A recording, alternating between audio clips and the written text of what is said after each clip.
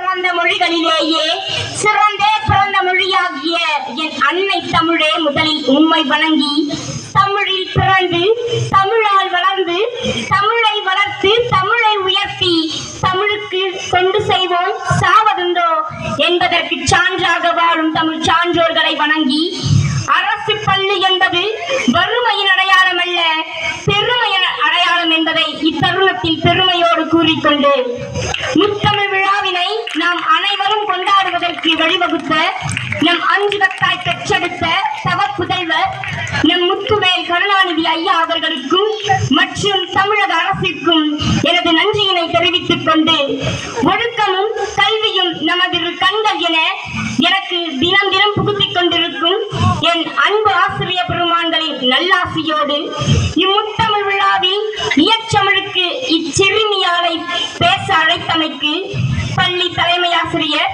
மற்றும் உதவி ஆசிரியர்கள் அனைவருக்கும் இந்த மூன்றெழுத்து உரிமைக்காரியின் மீண்டும் நன்றியினை தெரிவித்துக் கொள்கிறேன்.